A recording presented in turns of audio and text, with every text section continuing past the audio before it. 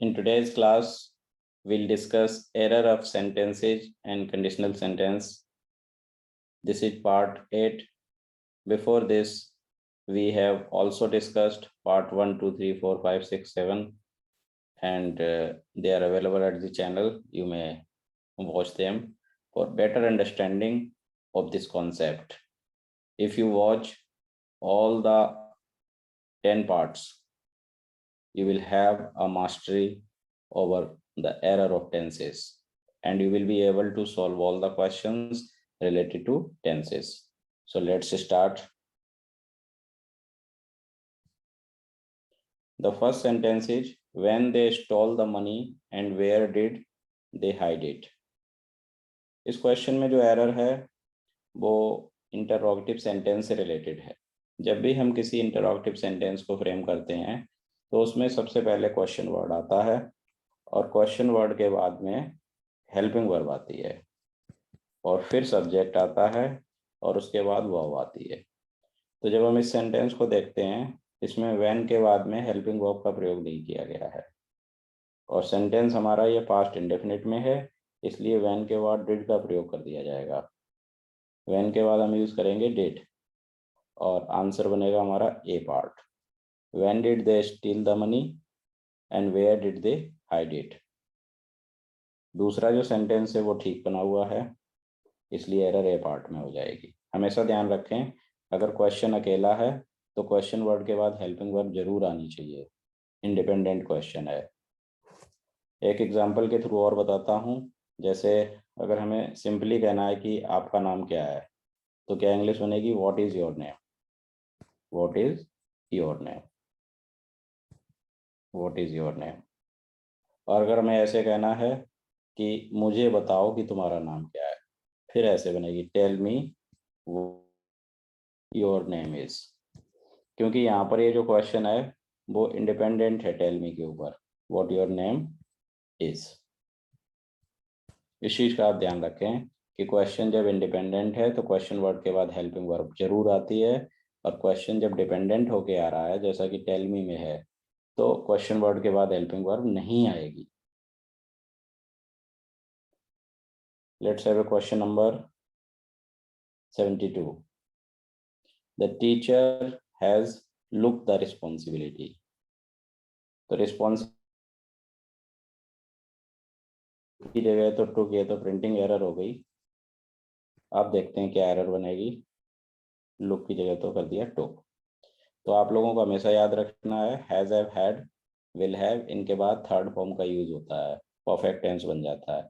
Has, have, had के बाद हमेशा अगर वर्ब की फॉर्म आएगी तो थर्ड फॉर्म आएगी, सेकंड फॉर्म नहीं आती है।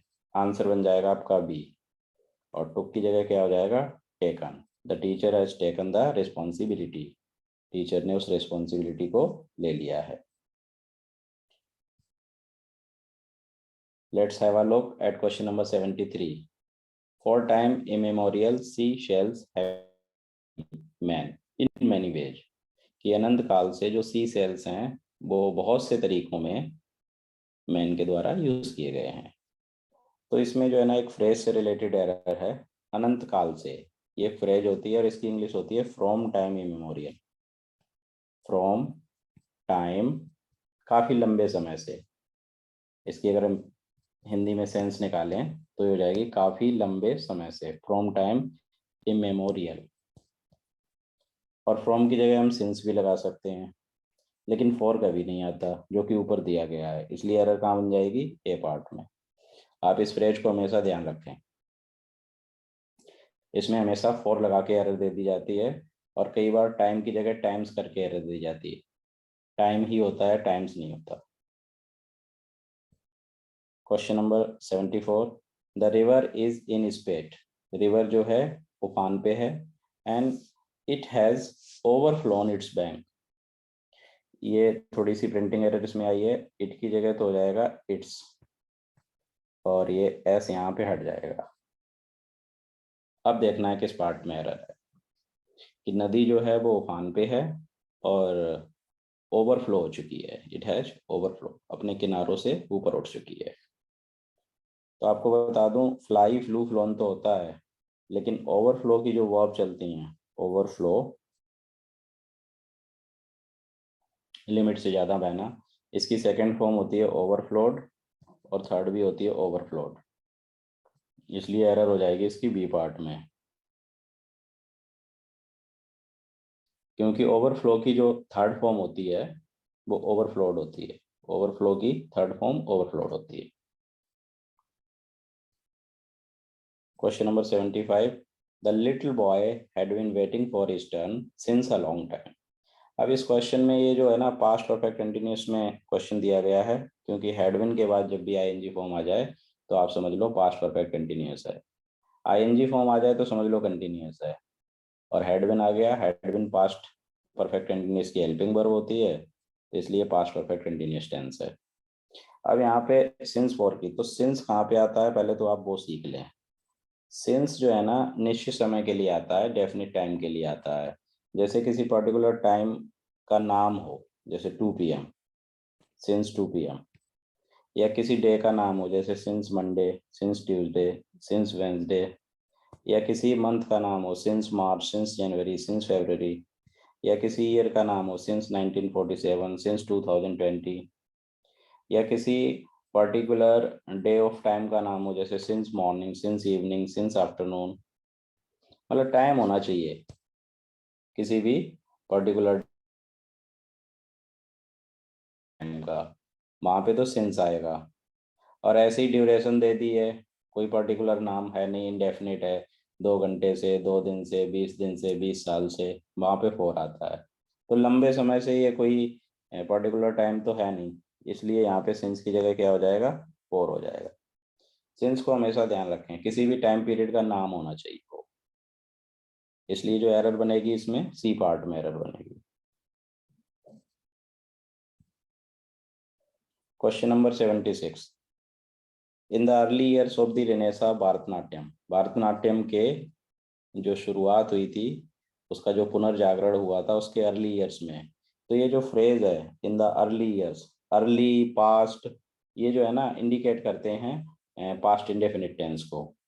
हेरिडिटरी डांसर्स हैव की जगह क्या हो जाएगा, यहाँ पे हैड हो जाएगा, क्योंकि पास्ट का इंडिकेटर दिया गया है, और एरर बनेगी आपकी ए पार्ट में। अगर हम सेंटेंस को आगे देखते हैं तो उसमें भी लिव्ड, गेव, ट्रेवल्ड, ये सब सेकंड फॉर्म यूज हुई हैं। तो एक सीक्वेंस ऑफ टेंस नाम की भी चीज होती है, कि जब टेंस पास्ट में चल गया तो वो पास्ट में ही चलता रहता है। In the early years of the Renaissance of Bharatanatyam, hereditary dancers had their set up accompanists who lived with the dancers and traveled with them from place to place when they gave performance. जब वो performance देते थे तो वो dancers के साथ रहते थे, उनके साथ यात्रा करते थे। हैव की जगह हैड हो जाएगा, क्योंकि पास्ट इंडेफिनिट में टेंस चल रहा है।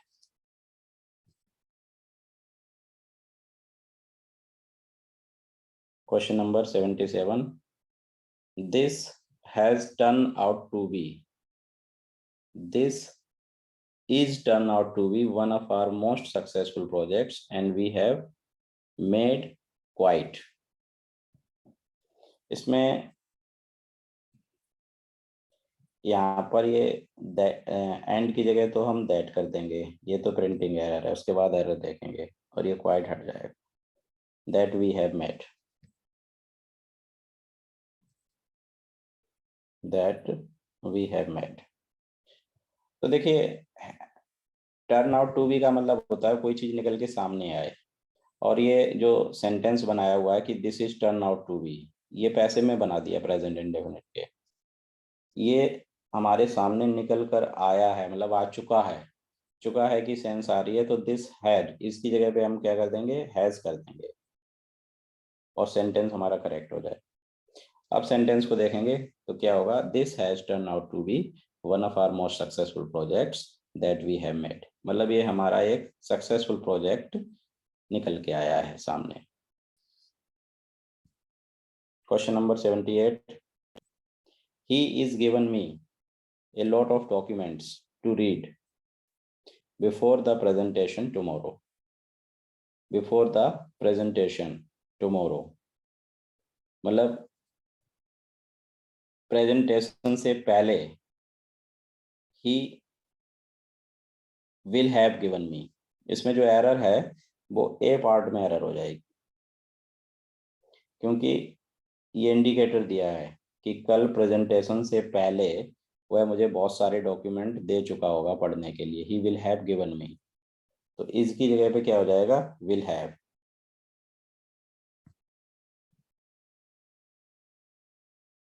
ये इंडिकेटर होते हैं हमारे, जैसे by this time tomorrow, before the presentation tomorrow, by this time next year, ऐसी फ्रेजेज जब आ जाती हैं तो टेंस जो है फ्यूचर परफेक्ट बनता है।